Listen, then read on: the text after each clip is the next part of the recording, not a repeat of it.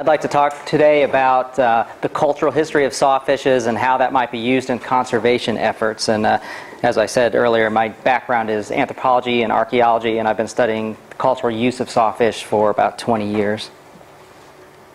Oops. All right, so look at three topics. I'll look at uses, which for conservation purposes, trade is the major use. Impetus to preserve, local cultural value as being something that we can employ to market sawfishes and make people concerned about them. And then what culture might teach us about historical and modern range. And essentially, the gist of this project with culture is that it matters for conservation what we think about sawfishes and how much we think about them. And there's several ways we can look at the impact of culture. And every society cares about certain animals, and which ones become important just has to do with the vagaries of history and society. And generally it's charismatic megafauna. And how much we care about a particular species has an impact on how much we interact with it in various ways. And one way we can look at is scientific attention. For instance, if we look at published literature on particular species, I culled information regarding various well-known sharks to the general public versus some batoids, and you can see that the great white shark, for instance, literally has 10 times the literature of the average sawfish. And this is a problem. There's a study that just came out maybe 2 weeks ago by Gibb, I think was the main author, looking at the efficacy of the Endangered Species Act and how we can judge which species are doing better and which are not, and what the factors are that contribute to that. And they found a direct correlation between the amount of published literature on the threatened species and the percentage of funding it receives versus what it needs, which I don't think either conclusion is dramatic, but it just shows that for sawfish this can be a problem because we don't have as much literature on them yet. Another way we can look at cultural value is how much we give threatened species. It's not surprising, for instance, that the top 10 species for the last year the U.S. Endangered Species Act has data for, fiscal year 2010, the top 10 species are all prominent sport fish or food fish and one iconic woodpecker species that got an average of $37 million, while sawfish got 1.5. So sawfish are getting 4% of what the average top 10 species gets. And note that we're not looking at animals that are all endangered. The top 10, only 3 of them are endangered. The rest are just threatened. So we're not prioritizing money based on threat. It has something to do with cultural value. So the first topic I'll talk about is trade, and certainly the most disturbing aspect of sawfish trade is shark fin. And I'll start with talking about batoids. In the studies that we have for the shark fin trade, they look mostly at sharks. Very few people have mentioned the fact that the fusiform batoids are all high value, and in fact in the shark fin trade in Chinese they use 2 designations for fins. There's white fin, which actually is the beige batoid fins, and there's black fin, which is the standard steel gray fins of sharks, and the white fin is generally higher value. This is the caviar of shark fin. It's a smaller scale trade. It's harder to catch batoids than sharks, but there's a targeted fishery in Indonesia looking for Rhynchobatus, and they have different ones that are high value, like these are all rhina fins from the bowmouth guitarfish, which in some sources are the absolute highest grade. Some say sawfish are, some say Rhynchobatus is. This is some species of Glaucostega. It might be typus, it might be thoin. It's got this trailing upper lobe on the caudal fin, which may be diagnostic, but I've seen the same fins, it looks like, from Indonesia all the way to Egypt. They're used to combat diabetes.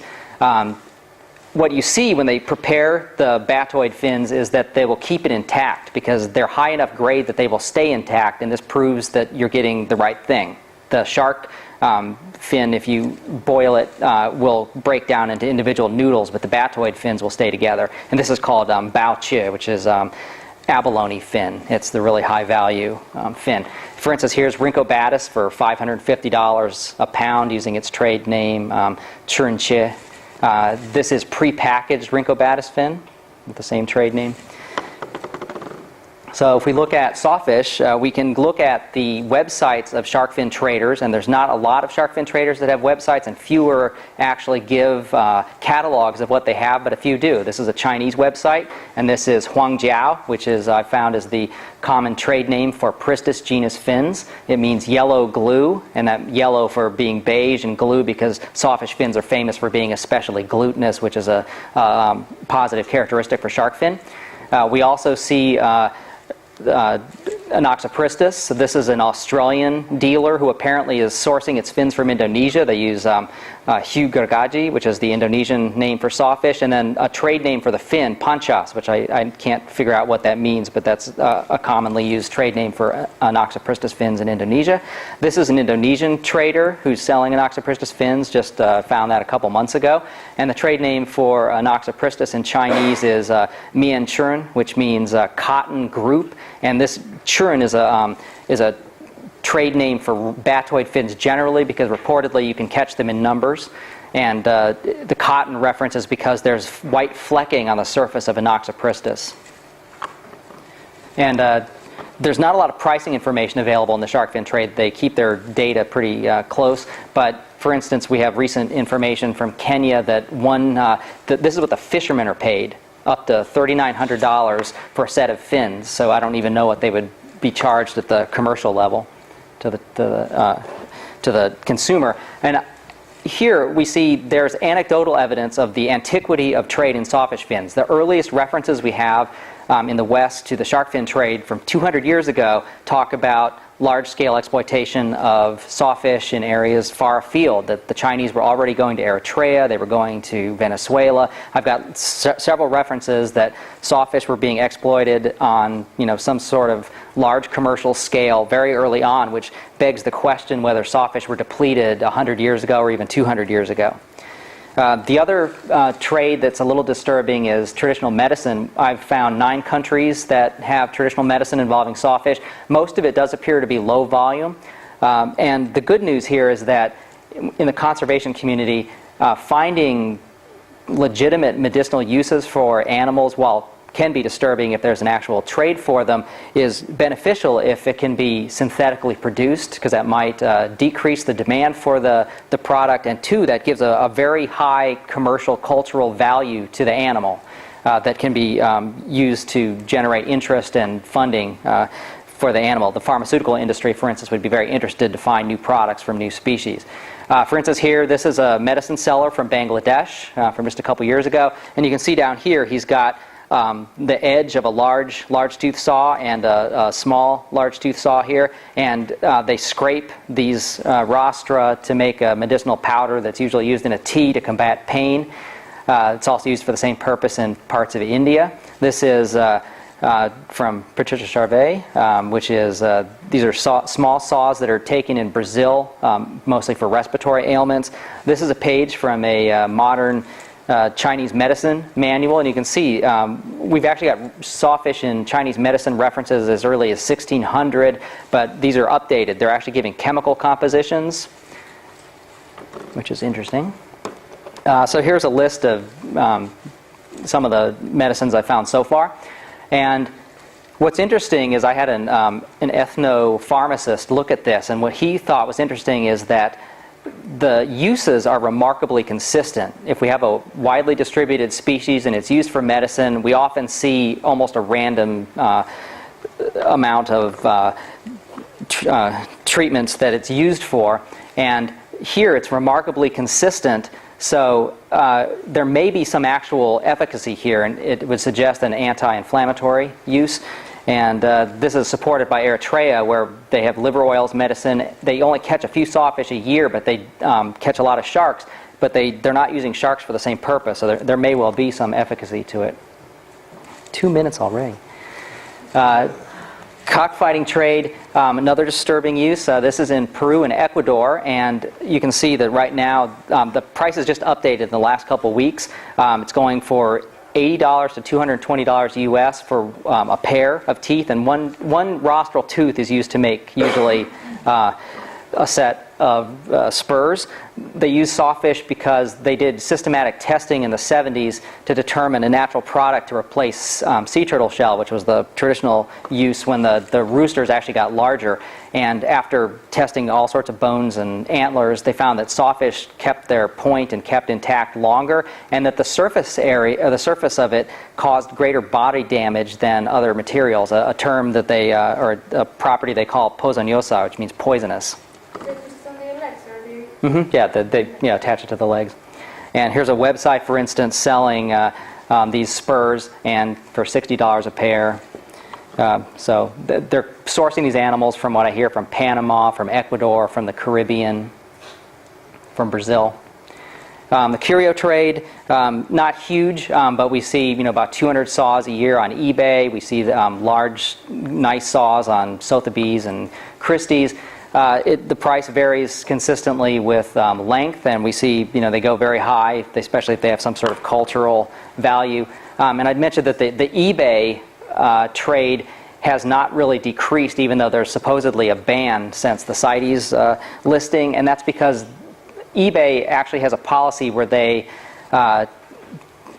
supply information to, or they don't supply information, they depend on stakeholders, which are normally companies combating copyright and trademark violation, to report infringing items which they take down. And so for sawfish, that would require some agency to be scanning eBay and apprising them of offending products and having them take down. So no one's doing that, and eBay themselves don't police their data because they say there's 6 million new listings a day and they can't keep up with all the laws around the world for prohibited items, so they just don't do anything. And maybe the last topic, meat, leather, and liver oil.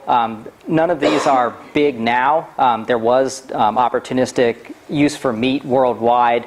Liver oil back in the 1800s, and then in the maybe about the 1930s, we saw companies in India and America and a couple other areas exploiting sawfish to make vitamin A liver oil. Leather, never a huge item, but occasionally produced. But of interest here is an advertisement I found from several newspapers in America from 1975 and 1976. And this is selling Lake Nicaragua meat that was exported from the catastrophic fishery in the 70s. This is a Lake Nicaragua sawfish. So they made it all the way to the United States. We had both these steaks, and they apparently also were used in some fish sticks. And that population has never recovered. Am I out of time? Yeah. Okay, well, all right. We can be a little bit relaxed if you've something to say. Well, like that. I was going to talk about cultural values, but that will be a whole separate project. Cultural value can be very useful tool for conservation because we need to generate interest in sawfish, and especially at a local level, to get people to care about the plight of sawfish. And for instance, in Mexico, for 2,000 or 3,000 years, there's been a belief among several Indian groups that the entire world was created from this titanic sawfish that lived in the primal ocean before there was mankind, before there was the earth. There was only this giant, chaotic sawfish that the gods or people had to conquer and create into the world. For the Aztecs, for instance, this animal was called Cipactli, and here's a modern Indian group, the Zapotecs, and they still recreate this combat with this titanic sawfish that was the founding of the world. And for the Zapotecs, that was the creation of society. It was only when the fishermen decided to work together that they could actually form a society and overcome this giant sawfish that was destroying their nets and preventing them from feeding their families. And that kind of thing, is all over the world. In Panama, they actually have a belief about sawfish which parallels our belief about dolphins. They see that they were put in the world by the Creator to protect mankind physically from, they patrol the coast up and down and protect us from crocodiles and sharks and whales, which they see as dangerous. They say that sawfishes will protect people and save them from drowning and take them back to shore. And amazingly, even they protect us in the spirit realm. They believe that when you get because sickness spirits take your soul into the watery underworld and hide it. And what you need is a shaman, and this is a matrilineal society, so many of the power positions are held by women, know how to go into the underworld and find your soul. And they can't do it alone. They've got helper spirits, like this guy's called a Nuchu, and he actually knows how to find the soul and combat the evil spirits that have taken it. And amazingly, one of the only animal spirits that will help them, she'll sing a special song when she gets in trouble, especially by these titanic crocodiles that protect the spirit, is they call golden sawfish spirits that come and help, and they will actually keep the crocodiles and the sickness spirits at bay while the shamaness is able to retrieve the soul and bring it back to our world, which will make the person well again. You can see the child has fever lines coming off of it.